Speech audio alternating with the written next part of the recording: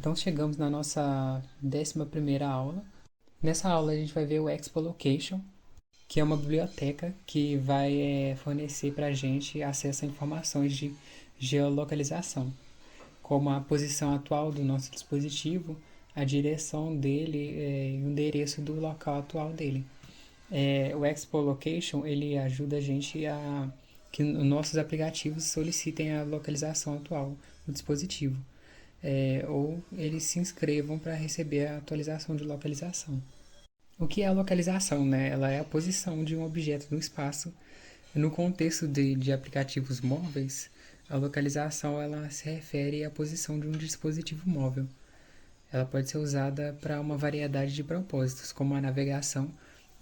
Aplicativos de navegação usam muito a localização para fornecer direções e informações de trânsito, que nem o Google Maps. A previsão do tempo, né? Os aplicativos de previsão do tempo, eles usam a localização para previsões do tempo mais precisas, de onde a pessoa está. Ter ofertas e promoções locais também. Os aplicativos de ofertas e promoções, eles usam a localização para exibir ofertas relevantes, né, para o usuário, no caso de onde ele está. Ajudam também na reserva e serviço de entrega. Esses aplicativos eles usam a localização para facilitar o processo da reserva ou da entrega. E aqui a gente vai ver como usar o Expo Location. Para a gente usar, a gente precisa primeiro instalar ele no nosso projeto. A gente pode colocar o comando lá no CMD. Então, no arquivo do projeto aqui, eu vou digitar esse comando aqui, que está na documentação local, né? No caso, a documentação do Expo Location. Então, visualizem ela clicando no link que a gente deixou no nosso site. Ele já de cara deixa essa instalação do npx expo install expo location. É só a gente copiar e colar no nosso CMD lá. Rapidinho aqui, né? Vai instalar. Não demora muito não. Aí depois de ter instalado, a gente pode ir lá no nosso Visual Studio para conferir se ele está lá sim. Então, se a gente vir aqui no package.json, a gente pode ver nas dependências que está instalado aqui a versão 16.1.0. Uma vez já baixado, a gente pode começar a usar as funções. A função mais básica, que é de recuperar a localização, é a getCurrentPosition. É a função que vai retornar um objeto com as propriedades de latitude, longitude, acurácia, tudo em previsão com a localização atual. Com isso, então, a gente vai importar todos os recursos do módulo Expo Location. Então, a gente vai colocar o import asterisco s location from expo location. Aí pronto, né? O que a gente vai fazer aqui embaixo. No nosso código aqui, a gente vai declarar duas variáveis de estado. A primeira vai ser a location, que eu vou colocar o location e o set location, e o estado dele eu vou definir como nulo. Isso é só para indicar que os dados ainda não estão disponíveis. A gente vai declarar outra aqui também, que vai ser o erro MSG, que é o mensagem de erro, né? Ela também vai ser definida como nula. O location, ele vai servir como uma variável auxiliar, né? Para a gente pegar do nosso location que a gente pegou lá do import. Que esse do import ele é um aliás para o objeto expo location. Nesse location ele tem as propriedades, né, para acessar as informações da geolocalização, mas a gente quer uma coisa específica dele só. Com isso, então, a gente vai usar o useEffect. A utilização do useEffect vai ser para lidar com os efeitos colaterais, como a chamada da nossa API. No caso, a recuperação da localização do usuário. Tanto que o useEffect ele permite usar o async e o await, né?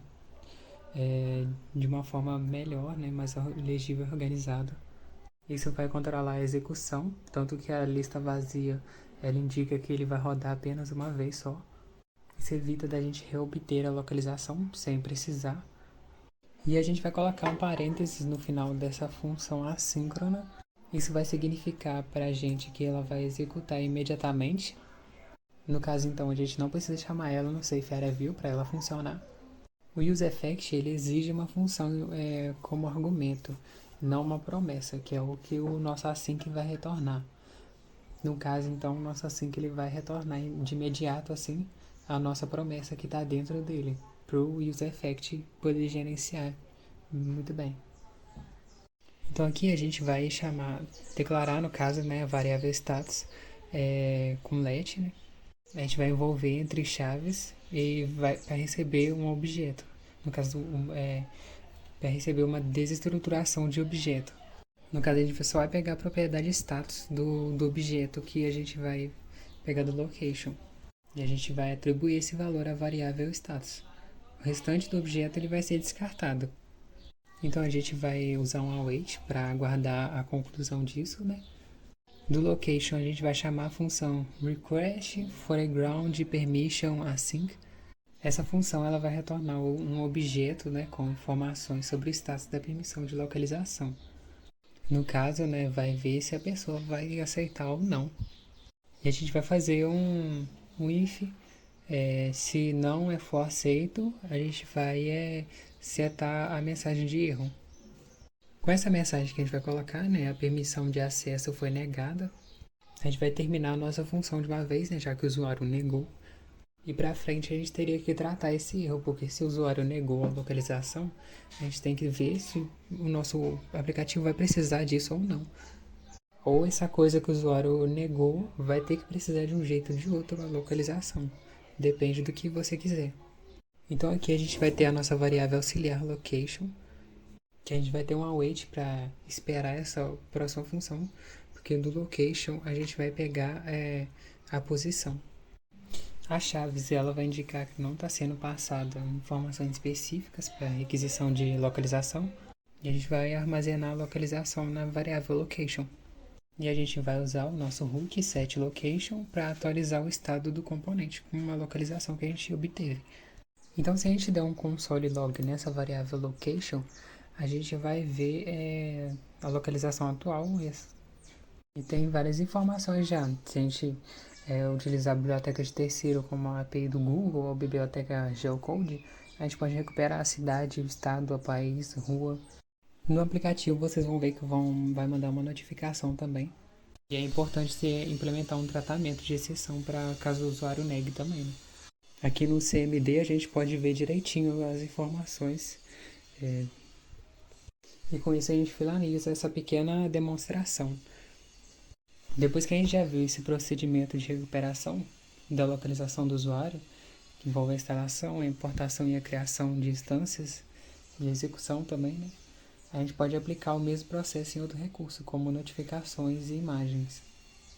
Como a gente já está aqui no CMD, a gente pode pegar esse npx expo install expo notifications para a gente instalar a nossa biblioteca para instanciar as funções. Eu vou instalar também o image picker, que é o npx install expo image picker para instalar a biblioteca. Aproveitando que a gente está no CMD, a gente vai também instalar o device, porque no notifications ele pede o device. Então a gente vai dar um npx install expo device. Ele vai usar para obter informações sobre o dispositivo, né, no qual o aplicativo está sendo executado. Ele verifica se está usando um dispositivo físico. A gente vai ver mais para frente isso. Então a gente vai começar aqui pelo image picker. Esse é um exemplo da documentação, da mesma coisa que foi o location. Então aqui a gente faz um import, né, asterisco s, com o nome da variável imagePicker, from expo imagePicker. Aqui a gente vai ter todas as dependências e propriedades nesse aliás nosso. Então aqui no nosso expo default function app, a gente vai ter uma constante estado, a nossa variável de estado no caso, né, que vai ser o image e o setImage. O estado dela vai ser como nulo. Ela vai ser uma variável de estado que a gente vai armazenar a nossa imagem e vai mostrar ela para o usuário. Essa biblioteca ela nos fornece acesso à interface do sistema para selecionar imagens e vídeos da biblioteca do nosso celular, ou tirar uma foto com a câmera, um dos dois. Nesse caso a gente vai fazer o mesmo exemplo da documentação, que ele pega a imagem Comparado com o location e o notification que a gente vai ver mais pra frente, que a gente vai ver depois, ele não precisa de uma permissão para pegar a imagem da sua biblioteca. Mas se vocês quiserem colocar, tem um Request Camera Permission assíncrona ou Get Camera Permission assíncrona para interagir com as permissões da câmera, para dar acesso à câmera. Mas a verificação de permissão para solicitar a câmera, isso é necessário, porque senão o nosso app vai estar violando as diretrizes das lojas de aplicativos. Porque pedir permissão é uma boa prática, sim. Mas não é o que a gente vai fazer agora, né? Porque para poupar tempo também. Então a gente vai usar a nossa palavra reserva da let, né, para criar uma variável que vai ser a resultado da imagem. Com isso ela vai receber uma promise, uma await, né? Isso é só para guardar a nossa promise que vai ser a nossa imagem. No caso do Image Picker, a gente está pegando uma imagem da biblioteca, que é o Launch Image Library. Então aqui primeiro a gente vai ter o Media Types, que a gente vai escolher o tipo de que a gente quer. Então o tipo do Image Picker a gente vai pegar o Media Types Options All, que vai ser imagem e vídeo. A gente vai habilitar a edição também. E a gente vai ter uma matriz com 2 entradas de X e Y. Essa matriz ela vai especificar a proporção para ser mantida se o usuário tiver permissão para editar a imagem. No caso, passando ela editing para true. E essa qualidade é para aumentar a qualidade da imagem, né? Se a gente não usar nenhum dos três, só vai mostrar a imagem do usuário mesmo, sem cortar nem nada. Esse console log result é para mostrar o conteúdo do objeto result no console, né? Para verificar as propriedades das imagens, mas não vai aparecer para o usuário isso. Aí a gente vai fazer uma verificação caso o usuário não cancele a seleção, né, da imagem.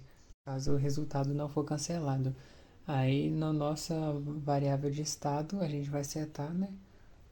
Aí a gente vai levar o result.assets com 0, onde nele cada objeto representa uma imagem selecionada, né? No caso do nosso código é a seleção única. Então a array vai ter apenas um elemento nele. E esse URI é o caminho da imagem selecionada, para a imagem no caso. Então aqui a gente já tem no nosso return um Safe Area View com o estilo centralizado, né? A gente vai fazer um button com o título de coloque uma imagem da câmera e ao pressionar vai chamar essa função assíncrona pick image. E com isso a gente vai mostrar a imagem embaixo quando essa função for acionada, né? Então aqui a gente vai ter um operador end que a gente vai verificar a imagem e se tem o caminho dela nela. No caso ele vai verificar se tem uma imagem e se for verdadeiro, o segundo operador vai ser avaliado, que é o image source. No caso a gente está usando o componente image, né? A propriedade source vai ser usada para definir a fonte da imagem. Então o source, né, ele vai ter o conteúdo na nossa imagem, no caso é o RI, né, é o caminho dele, que está na nossa variável de estado image.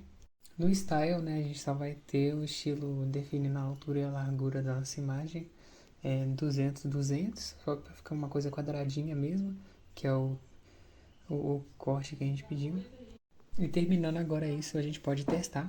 Então, eu tenho uns erros de escrita aqui no title, que tem 2T, no editing tem 2T também, no media tem um E maiúsculo, mas eu vou consertar aqui. E aqui a gente tem que definir uma key, né, só para não mostrar o erro mesmo. E continuando agora, né, aqui no nosso aplicativo eu vou clicar no botão aqui, que pede pra gente selecionar a imagem, vai abrir aqui. E é só pegar qualquer imagem aqui, de exemplo mesmo. Ele vai pedir para eu cortar, eu vou salvar e essa imagem vai aparecer aqui embaixo. É bem simplesinho também. Se vocês quiserem tentar aplicar a questão da permissão da câmera ou usar o Launch Camera, que vai usar a câmera do celular em vez de pegar uma imagem já do celular. Aqui no Visual Studio a gente já tem um código pronto, né, da documentação. Ele é um código muito grande, se vocês quiserem parar para ver ele direito, eu só vou dar uma pincelada nele, porque o nosso foco não vai ser refazer ele do zero, vai ser só explicar como ele funciona. Então nós temos aqui todos os recursos do Notification, igual fez no Location também. Ele, igual ao Location, vai ter as funções e propriedades para acessar as informações de notificação. Então, do Notifications, a gente vai usar o Set Notification Handler. Ele é um método fornecido pelo Expo Notification. Ele vai ser usado para configurar as notificações, como devem ser tratadas pelo aplicativo. No caso aqui, né, a gente só quer mostrar o alerta, a gente não quer sonhe nem que mexa, vibre. Então aqui ele cria duas variáveis de estado e cria duas referências persistentes aos objetos, Notification Listening e Response Listening. O Push Token tá como uma string vazia e o Notification tá como falso. E é feito um efeito colateral para ser executado uma vez, né? E aqui ele já começa com uma função que é o Register for Push Notification assíncrono, né? Para a gente pegar o nosso token de notificação e atualizar o estado do Expo Push Token. Aqui embaixo, depois do return, no final aqui, ele criou essa função Register, né? Primeiro aqui vai criar um canal de notificação para dispositivo Android. Isso é opcional, pode deixar isso ou não. Aqui ele vai verificar as permissões e vai solicitar, se for necessário, a permissão de notificação, no caso. Ele vai buscar o token push expo usando o notification get push expo push token async. E se não for device, vai cair no else, que é o device is device, falando para o usuário que ele está usando um simulador. Notifica-se que o dispositivo físico é necessário. Então, depois do token ser obtido, né, é retornado na função do nosso useEffect. Então, aqui de resto, vai configurar os ouvintes para as notificações no momento que o componente é montado. Né? O set notification vai atualizar o estado da notificação. Tem um ouvinte para respostas. Quando o usuário interage com a notificação, por exemplo, clicando nela, a função vai imprimir a resposta no console. E tem a limpeza dos ouvintes, que retorna uma função que vai ser executada quando o componente for desmontado. Então, Notification Listener e Response Listener vai ser removido para garantir que não haja tentativa de atualizar o estado ou executar o código no componente que não está mais na árvore de componentes. Nessa parte toda aqui configura a nossa lógica de lidar com as notificações recebidas. Então aqui a interface do aplicativo vai mostrar o token de notificação, no caso para pedir se o usuário vai aceitar ou não, né, no caso. Vai ter os detalhes da última notificação recebida e vai oferecer uma opção de agendar uma notificação de teste, que é essa Schedule Push Notification, para agendar uma notificação de teste. E esse foi o Notification, assim, posso não ter explicado muito bem ou direito, assim, mas se vocês quiserem aprofundar, tá lá na documentação. É uma coisa bem extensa, meio complicadinha mesmo. Foi só uma pincelada, assim, só para vocês terem uma ideia do que esse código grande aqui quer dizer.